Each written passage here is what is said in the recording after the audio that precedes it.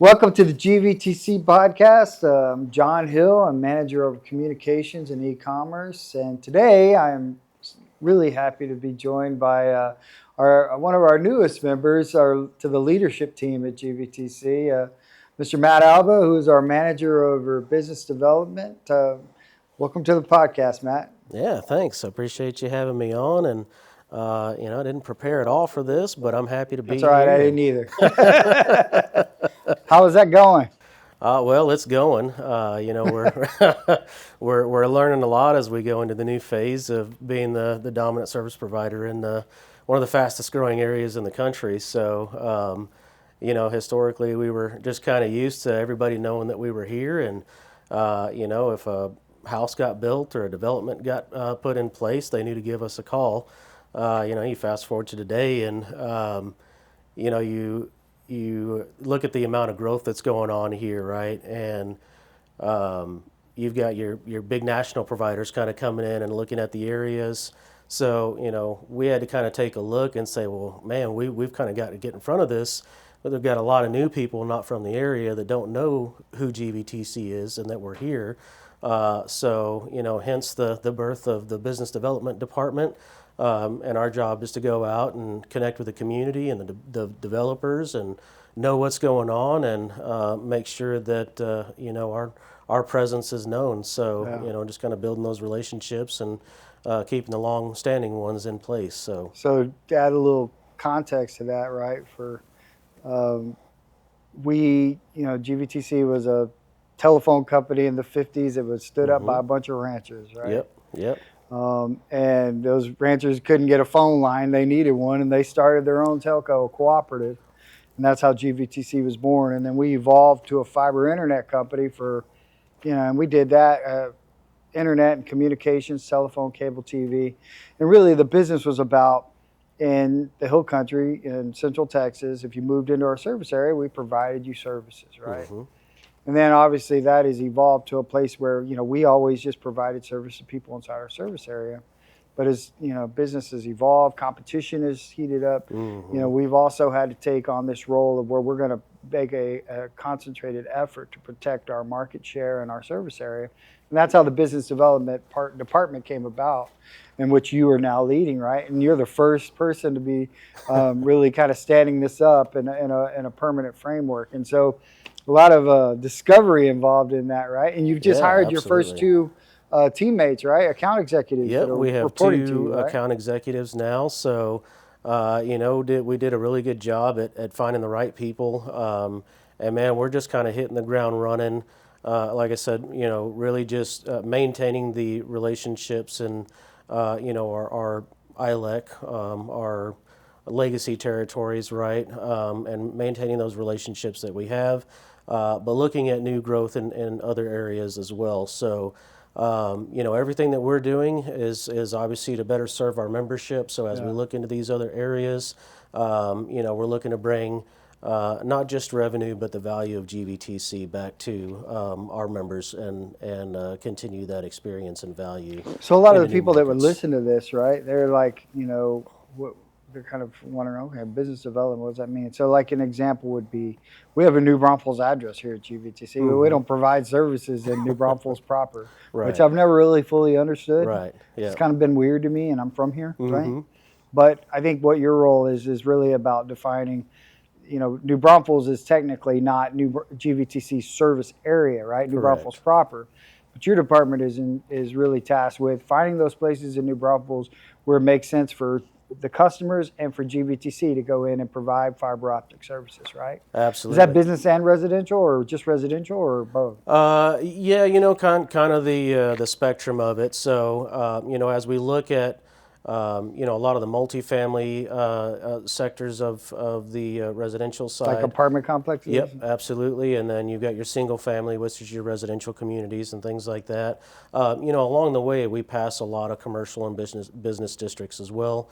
So, if we're running fiber past it, we want to make service available to those businesses as well. So, part of what business development does is, we look at the areas that we can grow and expand to.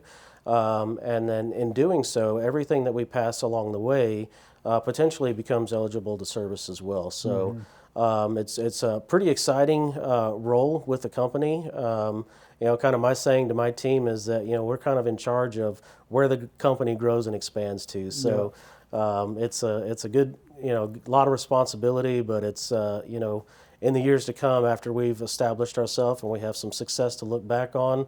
It's going to be really cool to be able to look back and say, "Hey, man, we did this." It's kind of like one of the old trade jokes, right? You worked on a house back in the day, and one day you're driving by with your kids, and you're like, "Man, I worked on that house," Yeah. So only now I can say, "Man, I brought service to this whole area," Yeah, you guys are a trailblazer in that way, right? Because this is something we've never done before. Yeah.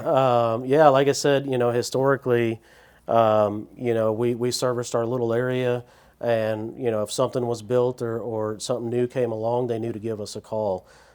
So with this again being the fastest growing area in the country, or one of them at least, you get a lot of your bigger national providers coming in, and so we had to take a step back and kind of take a look at how that can impact us long term. And so we wanted to get in front of that and be proactive and say, well, man, we need to start going and doing that outreach and making sure that everyone knows that we're still here. Not only that, but if these national providers are going to look over into our backyards, we're going to go take a peek into their backyards. And so again, that's kind of what one of the aspects of business development is. We're going to identify those areas that are kind of prime spots to bring the service into, and all these areas that we're going to look at servicing is potential growth and to bring value back to our membership. So that's what the main goal is. That's good. Are you guys like when you talk about kind of creating relationships? Is it with actual developers and things of that nature, or is it? Yeah, it's quite a range. So developers, builders, HOA communities, multifamily property management companies, multifamily property owners. Oh, okay. Anywhere that these people are involved with communities as a whole, Yeah. we kind of have a seat at that table. So. And then there's other bigger organizations that kind of oversee the planning and the development that is ongoing in the years to come. So you look at like your Texas apartment associations and your builder organizations, things like that. We're starting to get more involved with those groups as well and obtain those memberships. So that's kind of one of the strategies that we have to get in front of knowing what's coming down the pipeline. Versus being reactive and driving down the road and you see something being built. Yeah. Well, if you can see it, you're already late to the game, right? So that's one of the things that we're going to focus on doing is getting in front of that and know what's coming down the pipeline. So whenever those permits start getting pulled and those those approvals start happening, we're already in our planning phases Already part of the to go in there. conversation. Absolutely. So.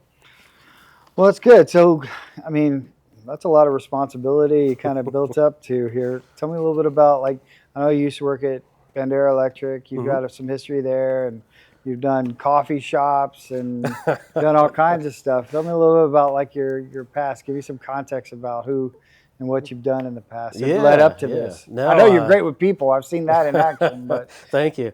Yeah, I typically don't like to toot my own horn, but I think that I've just through experience have become a pretty diverse individual, and so man of many different skills and talents, I guess, if you will.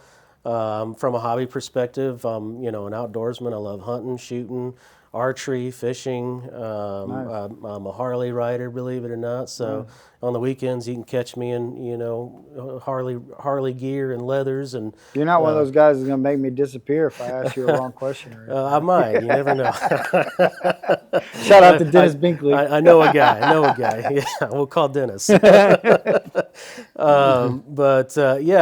just growing up, getting out of school and everything. It's kind of a challenging time of finding out what you're good at and what path you want to pursue, right? And I've done everything from the food industry to retail, And back in 2007, 2008, I got introduced into telecommunications and that side of things. So I actually started out as a subcontractor installer for Time Warner Cable back in the day, Oh gosh. and did that for a couple of years, and it was really brutal. You're providing your own truck, your own tools, and Yeah. there's times where we're out there working at 2 o'clock in the morning doing installs, Oh believe my it or not. God. So from there, I had done that for a couple of years till I got hired on with a RSP, a regional service provider for Dish Network, and started out as an entry level technician installer there, which is kind of funny because that was kind of right during the recession, right? And so, I'd worked for CompUSA and Circuit City, and I was with both of those companies as they closed down.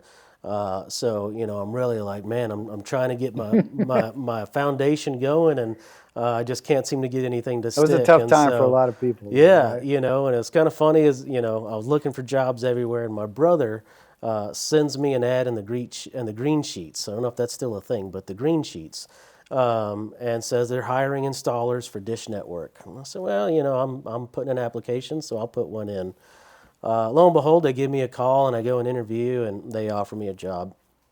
So I started out with a basic entry level position there. And it was great for me because one, it got me back into the workforce, right? But it was a trade that I could learn and build on. And right off the bat, I got a company vehicle, benefits, Yeah. all that. The training that I needed, they provided a really good training program. So, fast forward a few years into that, I've worked through the ranks, became an advanced technician, master technician, trainer, Wow. and then all the way up to a field service manager. So I had a good chunk of the hill country area kind of under my watch, and a number of technicians that I oversaw. And And everybody in the hill country had Dish back at that time, yeah, right? yeah, absolutely. And so it's funny that you mentioned that. That's been quite a while. And so that was a great experience, and getting to learn kind of the spectrum of how the industry works, right? And learning that side of the technologies. But what we saw, around 2013, 2014, is internet TV rolling out. And as that became more and more prominent, we saw satellite installs kind of ticking down. Yeah. So just kind of me reading the writing on the wall. At this time, I've got, I'm married. We've got a 1-year-old son at the time, and I'm like, man, I don't know Got to if, figure if something out I got here. to figure something out. I got to keep being able to take care of my family, right? So we started looking around, and thankfully, my wife's family, father-in-law, brother-in-law, they're also in the telecom industry. So my brother-in-law is working for a company called CenturyLink up in Colorado. And so he calls me. He's like, "Hey, man, they're doing a massive hiring, campaign or whatever." And he said, "You should put in an application." And at the time, I'm like, "Man, I'm a Texan. I'm not moving to Colorado." Yeah. I said, "But you know what? I'll submit an application. They're not going to hire me." you know? So I Next thing you submitted know, an you're in application, Colorado. and yeah, next thing I know, here I am moving to Colorado, and we had a house over in Wimberley here, and our first house that I had bought, and so we were there for 1 year when that thing went on the market, and here we are putting that thing up for sale and moving up to Colorado with a 1-year-old boy and a Wow. couple of dogs, and just a little Tahoe SUV, and it ended up being a great deal because I got into the internet side of things and the telecom side of things. So I learned, the Colorado history is rich, and you'd be surprised how much of the telecom infrastructure from the 40s and 50s and 60s are still being used today in a big part of Colorado. So I got to see, the whole scale of technologies from what they call POTS service, right, plain old telephone service, to DSL and T1s and pair bonding, Yeah. and then into fiber and GPON, right? So got a great deal of experience through all of that, and I was kind of the guy that is a union company, so some of the Ooh. union kind of mentalities when fiber technology started rolling around, some of the guys are like, man, that's not in my contract. I'm not going to learn that. I'm like, I'll learn it, And so I got, fiber certified, went through all the training programs and became a fiber installer and, it became great. I figured I'd retire there. Then old COVID rolls around. And we actually, they had the COVID shutdown and, everybody goes home. On the telecom industry, broadband industry, you are essential. Yeah. That's when everybody You needed still us the had to, most, right? people still need to have their Absolutely. internet, right? Absolutely. So, we continued to work through the shutdown and going into the homes, keeping people connected. It was great. We had thought that we were just fine. Right about the end of the shutdown, people are starting to go back to work and things like that. We all get called in for a company meeting, all employee meeting. And basically, in a nutshell, we were thanked for keeping the business going and keeping our customers connected. But unfortunately, there was a surplus announced, and if your name was below this little dotted line, you had Oh, 90 days to find another job. And it's based on seniority, not based on merit or performance. So it didn't matter how good of a technician I was. yeah. I had to find myself looking for another job. So from there, I went from there and took a job with City of Loveland, and they were launching their first Outside Lubbock? Loveland. Lo- That's in Colorado as oh, it's well. in Yeah, Colorado. kind Okay. of northern Colorado. And so, great little city there, and they were launching their first municipal fiber program. And so there was, I had gotten in at a time where they were still kind of building out. They hadn't connected a customer yet. So I kind of got to see that, from the birth stage up and got to be part of the connecting the first customers and so on and so forth. And around that same time, when you go into municipal work, especially going from working from a private company, pay scale is a little different, Yeah. right? So, I found myself having to scale back on, lifestyle choices and things like that. And at the same time, I was kind of missing home, missing my family. We're 200 something years of hill country, Texas generations here, our Yeah. family is. So, kind of took a look at where we were at in life, and we'd done really good in Colorado, and well, maybe it's time we go spend some time. And at this time, I've got 3 kids now. Wow. One newborn, and I've got a 3 or 4 year old and a 5 or 6 year old at that time. This is back in 2020, and so I started looking around actually for municipal fiber projects going on in Texas. Really wasn't finding anything on that. It's kind of weird. I thought that was the next big thing, was that through the municipalities that they would be rolling out their own fiber utility, right? That's what everybody's doing in Colorado. But didn't find that, but I happened to find cooperatives. Yeah. And so, I'd heard of, power co-ops and things like that, but I'd never heard of communication co-ops. And so, anyhow, that's how I found Bandera Electric. They were doing, they were an electric co-op launching their fiber program Yeah. into a new service territory. And so I got asked to go be a sales engineer over there. And that was back in 2021. So, yeah, the rest is history. I moved my family back home. I spent 3 years with Bandera Electric and had a lot of success out there. It was a great time. You know, back when you go back to my Dish Network days, there was a lot of times where I was working out in this area. And one day I'm working out, running a route out here in Canyon Lake, and I come across this big old massive building out in the middle of nowhere here in the hill country. It says GVTC on the building.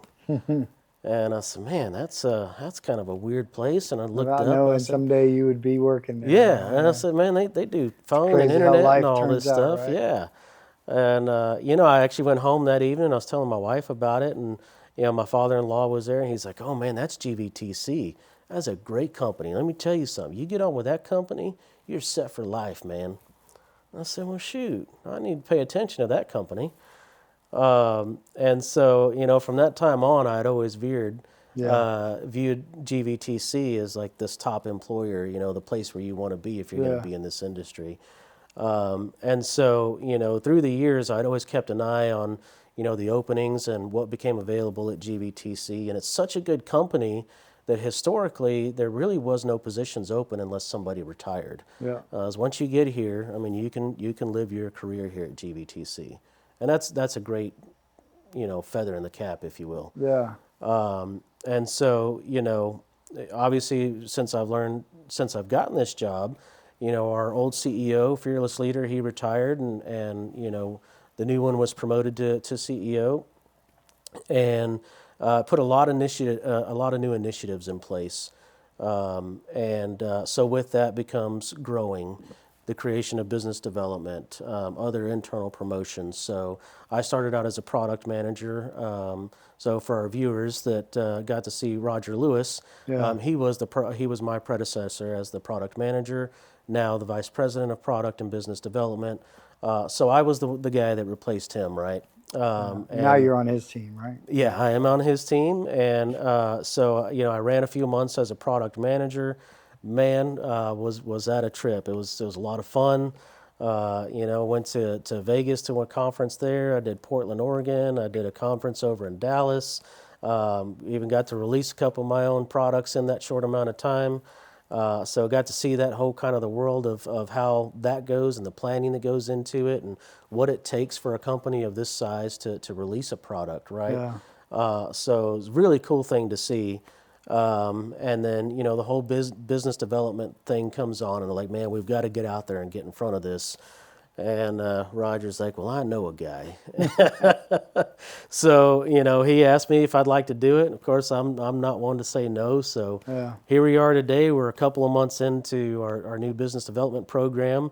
And we've got 2 account executives. And we've identified, I think, a minimum of 8 to 10 territories that we're looking at already to go and expand to. And so a lot of work is going to go into that. There's a lot of up in the air still that we don't know if we'll be able to actually do it or not.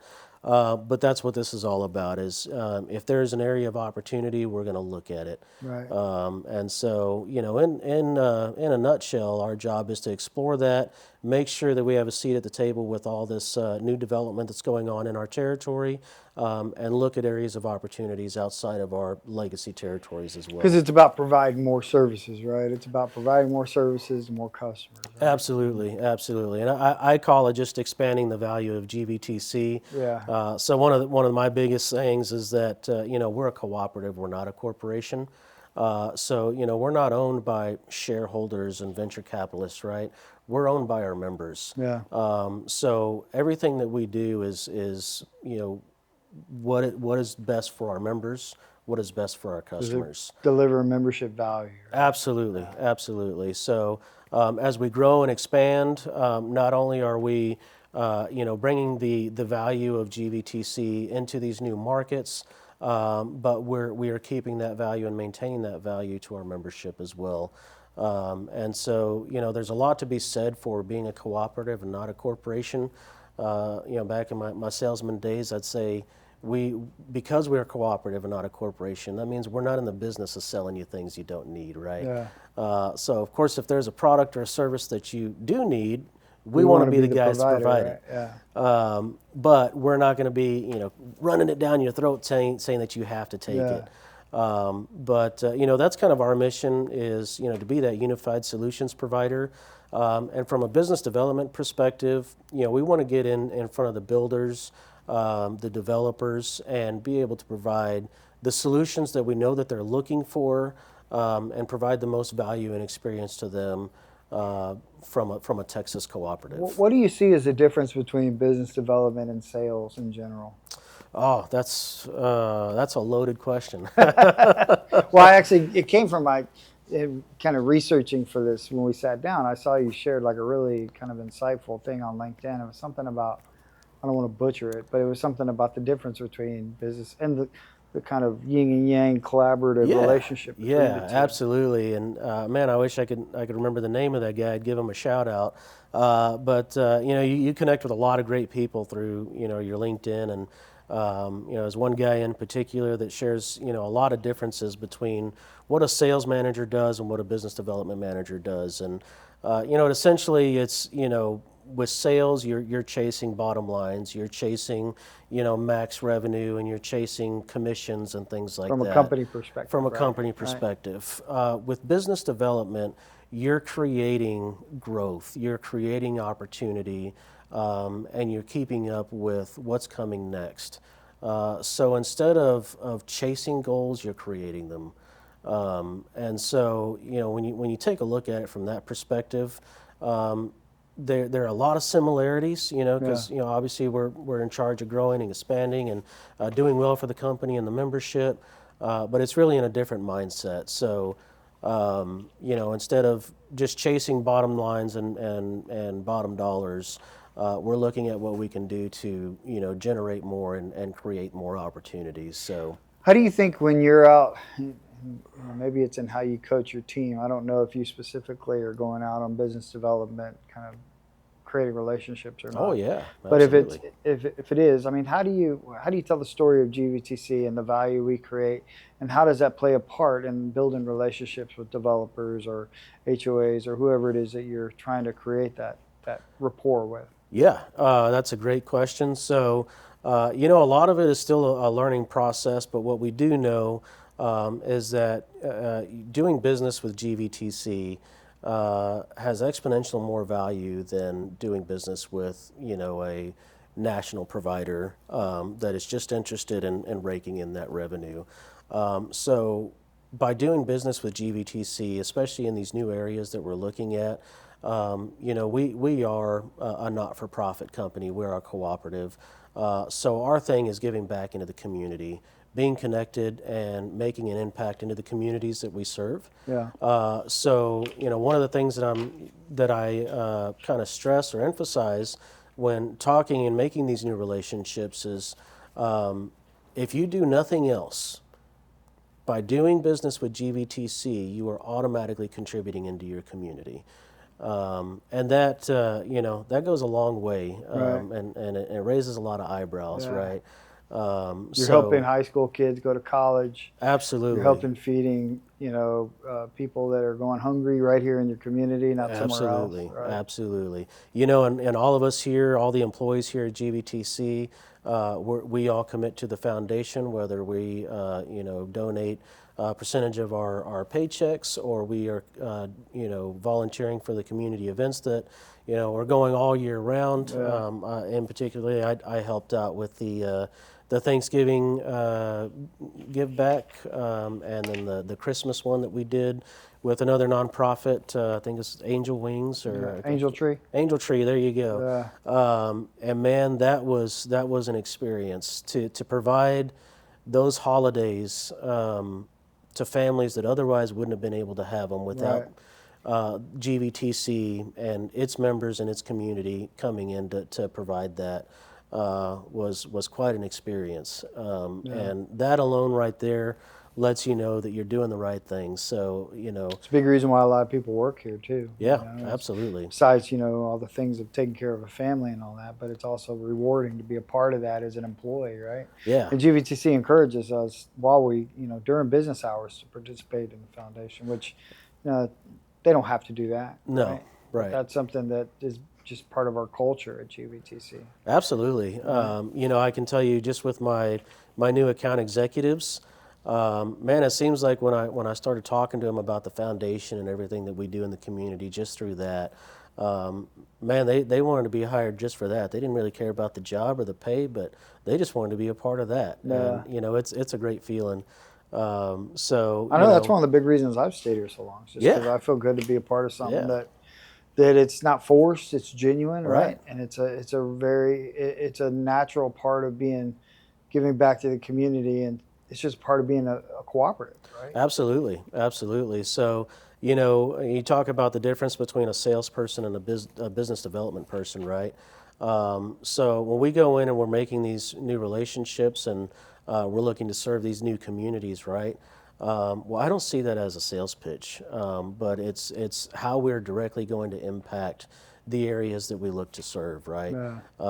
It's pretty simple. Right. You do business with us, you're automatically contributing to your community because we will come in, we will be a part of it, and we will make an impact that will All be those positive in kids a lot will of be lives. in, they'll be able to apply for, I mean, we have $50,000 in scholarships away every year, right? I love seeing those Every one videos of those too. kids will be able to, if we go into a new service area, those kids automatically qualify to be able to apply for those scholarships. And we want to be able to send the best and brightest that live in our communities. We want to help them, maximize their potential, right, or reach their Yeah, potential. yeah, And that's a big part of doing business with GVTC, right? And then I absolutely. think it's really just a part all of our jobs to tell that story, right? Yeah, absolutely. Well, that's good, man. You know, as you kind of evolve in this new department of the company, I mean, I tell my team all the time, and we do this regularly. Whenever we do something new, you're going to screw it up, right? You're going to make mistakes, and you're going to learn from those mistakes. Don't try to get caught up in trying to be perfect the first time you do something because it's just not going to happen. You don't Yep, know what you're doing, right? yep. I mean, tell me about, especially with as much history as you've got in the industry, right? Going everything you've seen, customer experience all the way from field operations to the sales engineering role to product management, and now you're in business development. How is that kind of, impacting your decision making and how you're building out your team and developing your team as you do this new business development department? Like, how is that working for you guys? Yeah. Well, from my perspective, in looking at the areas and what it's going to take to serve them, by having firsthand experience in all those different roles, I have kind of firsthand knowledge of what it's going to take and what risks should we assume, and what are the challenges and what are the hurdles and how are we going to accomplish this, right? So, say if we look at an area that's 80 miles away from our active service territory, well, we have a wholesale department that we sell a lot of fiber to the cell sites, right? So today we already have existing infrastructure kind of all over the state. So we're able to leverage that network to come into other new areas that are outside of our legacy territories and serve these other communities. But apart from that, once we've built that and we've provided service to the homes, what is it going to take to get it installed? Where are customers going to go to pay their bill, right? So we have to, Take all that into account, right? take all of that into account, build a plan, and kind of execute upon that. But in these cases that we look at that, all of that has to be factored in, right? Because at the end of the day, we are member owned. So when we look at a new area, we're spending member money, and so we have to do that wisely. Be good fiduciaries. Has to make sense, and the opportunity has to be there. So we have to be very strategic in everything we do, which again I think is why I was kind of eyed for this role, is through all the experience that I have. One thing I'm horrible about is documenting it, but in my mind, I know how it's going to work, right?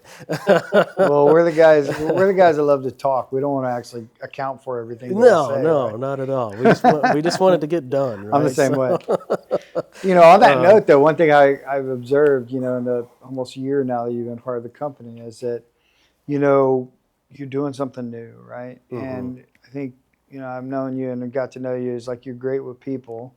You're great at kind of just making a connection with people in a quick way, but you're also in a very challenging position where you're having to push the company beyond things that have felt comfortable for us, right? Yeah. And that's a hard thing to do. But I do have to commend you on the fact that you're building the relationships with people, because you're right. If we're going to deliver service in Leander, right, outside of Austin, there's going to have to be we're going to have to stretch beyond what we're doing right now across every department of the company. Yep. And that's sometimes a hard story to tell, and it's a hard thing to pitch here internally. Yeah. And so I think you do a great job of kind of telling that in a way that this is something we got to do, guys, right? We got to figure out a way to make these things work, Right, and we right. may not have all the answers to that now, but this is what we got to figure out together. Yeah, And absolutely. so I think that's a big part of your role. how do you go about balancing, this is kind of this is a Barbara Walters section of this interview. There's a part of building relationships. I mean, we do it with each other, right? There's a time like we need to be buddy, and then there's also been time like, John, close the door. We got to have a hard conversation. Let's try to figure out how to We're do gonna this. butt some heads, Right? yeah. How do you go about that? I mean, is that something you just feel out, or is that something that is unique to each individual relationship that you build across the company? No, I mean, I think the most important part is being able to listen to your other departments and your other stakeholders that have a stake in what we're trying to do, right? Yeah. And you don't want to just go and say, "Hey guys, here's a map. Here's where we're going. Let's get it done." But we want to sit down and we want to say, "Hey, this is what we're looking at. This is what we're submitting a case on. How can we plan, and what's the strategy to get there?" And so, we have a process put in place where, all of the different stakeholders can do their evaluations, and we Right. can crunch the numbers. And at the end of it, we take all that information that we've compiled, we put it together, and we basically come to a go, no-go decision on it, right? But through that, I think having, either one-on-ones or team meetings and sitting and listening to the concerns or the hurdles or the challenges that people are thinking about in their minds, Yeah. what struggles they're having on their team today. Are we understaffed? Is this something that we can even look at, undertaking with the staffing that we have? Do we need to add more staff? And so being able to listen to that, and then when we look at, pulling the trigger on something, are we really taking into account all stakeholders' concerns, and do we have a plan to overcome these challenges? Sometimes it's like, hey, I heard you, but this is what we're going to do anyways. Right. But in most cases, it's about finding that balance of let's figure out how we can, overcome this challenge and keep moving forward. But making everybody a part of that process along the way, instead of just slapping a document down on the desk and say, hey, this is what we we're gotta doing. do. Yeah. So I think that's really important, and just making sure that your teams, your other stakeholders are with you on that path, Yeah. and not just being kept updated, or just saying, hey, this is what we're doing, but make them a part of that ride. Well, a big thing I think, because I work in sales and marketing, right? And you work in business development on the product side. We have to work together. I look at really kind of our jobs as partners is to really kind of is to push a company, right? And like when it's specifically about this, the business development and kind of edging out strategy, is I've always kind of felt as like, look, we can either do this or not, but our competitors are going to do it. And they're coming into our service area. Yep. And they are all about just their growth is rooftop growth, Right. served rooftop growth. Right.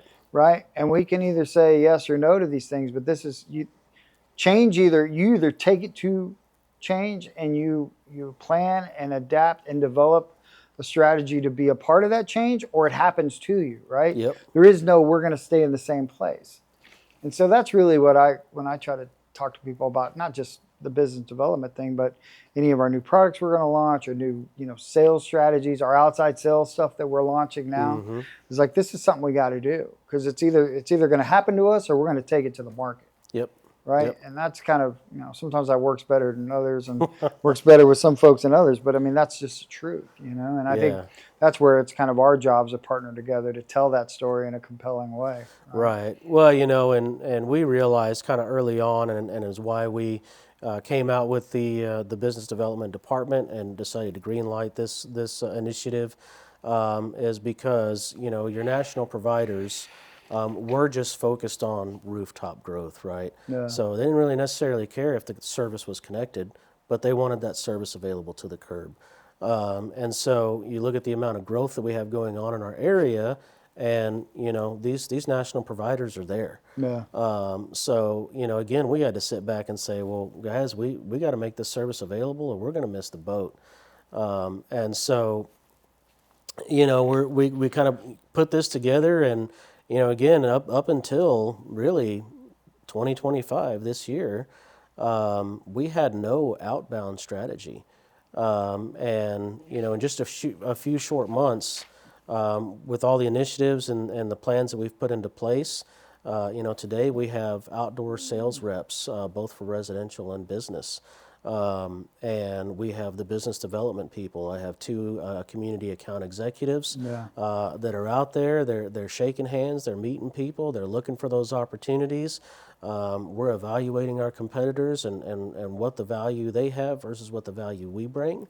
And we're looking at those areas where we can just go in and dominate that competition.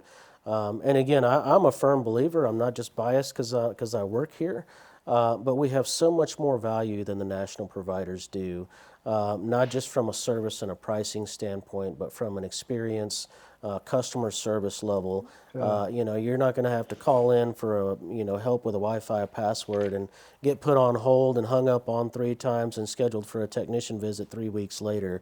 We've got couple hour minimums to get your issue resolved and get you taken care of. If you call for new service, you're going to be taken care of within 3 days, not 2 or 3 weeks, Right. like some of these national providers would schedule you out for. So everything that we do is not just about bringing that service, but proving what world-class customer service is.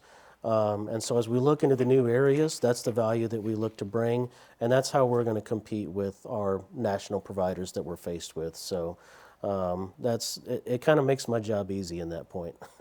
Very cool. Well, I know starting in business development, your new department, you got a lot of things going on. So just kind of wrap this up. One thing that I always try to kind of finish off these conversations with is there's a lot of people. One of the most visited pages on our website is kind of our careers page, and people like you talked about, people watching from the outside. And this is a new department, and I also know that you have a lot of experience in sales. But going back 15 years, 20 years ago, when you're starting your department or starting your career, if you could give yourself some advice that you think would be worth sharing to our audience listening today, what would you say? What would you say to yourself after you've learned after all these years? Yeah, man, that's actually a great question. So, I look at where I am today, and I didn't get as a young man, I didn't get a whole lot of opportunity. I had to chase it, and so a lot of times that meant starting where you can, get in where you can, and put in the work, right? Yeah. So like I said, I found I got into this career through an ad in the Green Sheets. There was a entry level installer position, as basic as you can get. But I decided that I saw potential in this, and one thing that I preach today, knowing that where I am now versus where I started, is that it doesn't matter if you want to be in communications or you started as an entry level, burger flipper at McDonald's. If you commit yourself to it and you say, I'm going to be the best at it, you can be successful. Yeah. And that's really the mentality that I took. Is that I decided that this is the career that I wanted to be in. Of course, there's days where I didn't really like it, but I knew I was good at it. Yeah. And so you stick with it, and you commit yourself to being the best that you can be at it. And before you know it, your company recognizes the value that you bring to their team. And so you may be in one position today, and just as I've seen just here at GVTC alone, tomorrow I may be asked to be filling another position Right. that's an even better opportunity. Yeah. And don't turn away from opportunity, because if you pass up opportunity, you might be passing up the opportunity of a lifetime. Yeah. No, that's good stuff. Thank you so much for sitting down with us, Matt. I know you're a busy guy. You got 2 new team members who I just passed in the hallway, and I know you're kind of getting them stood up and all kinds of things firing off. But I appreciate you carving out some time to sit down with us, man. Yeah, I appreciate it. Again, thanks for having me, and look forward to everything that we can do here. Awesome, man. Anything we can do to help? Appreciate it.